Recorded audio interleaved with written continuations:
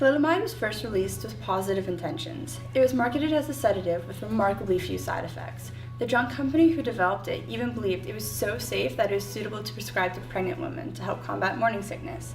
However, only 5 years after it was released, the tragic effects of the drug came to light and thalidomide was quickly banned. The thalidomide disaster is one of the darkest episodes in pharmaceutical research history. This supposedly harmless drug actually caused multiple miscarriages, birth defects, and other fetal abnormalities. Further research found that thalidomide actually inhibited development of new blood vessels at a crucial stage in pregnancy, which ultimately caused these birth defects. To this day, only 3,000 of the 10,000 babies affected by thalidomide are actually still alive. It wasn't until 2006 that thalidomide was approved for use again, this time as a cancer treatment. So you've probably heard of Dr. Hay and his radical work editing the human genome. After successfully conferring immunity to the HIV virus, which causes AIDS, to 2 human embryos, he oversaw the implantation of these embryos into a surrogate female.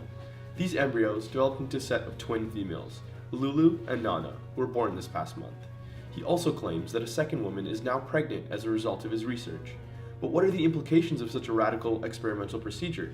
Is this the beginning of a utopia free of disease, or a dystopia where the privileged gain access to biotechnology that promises to radically grow the gap between themselves and the less privileged? Let's start with a simple thought experiment.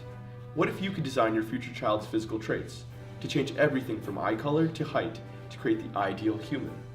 Now, what if we set a price to this biotechnology so that it's only available to the richest 1% of the world? The ramifications would be virtually endless. We know that opportunity is one factor that dictates the success of a child. But now, those born into privilege would begin life with a physical advantage as well. Maybe if we understand how Dr. Hay actually did this experiment, it would be less scary. CRISPR, or clustered regularly interspaced short palindromic repeats, is a defense system in bacteria used during viral infection to edit the genome, which provides resistance to the invading virus.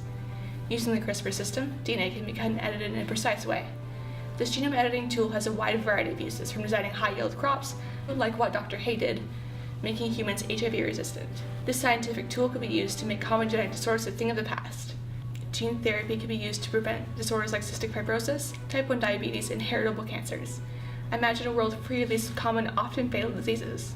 With this in mind, if we're given enough time for projects that have never been done before, perhaps the outcome would be different and making the projects for everyone and not just the privileged people. Today, thalidomide has promising use in the medical field. The drug fights against Hansen's disease, or known as leprosy, and multiple myeloma cancer through its anti-angiogenesis properties.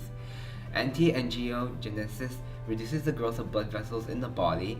Thus, nutrients and oxygen won't be able to supply the plasma cell of the diseases, and therefore the diseases will wither and get away from the body. So, with what we know about the thalidomide disaster, and with what's going on with gene editing and Dr. Hay, do you think science has gone too far? Are we heading towards a utopia or a dystopia?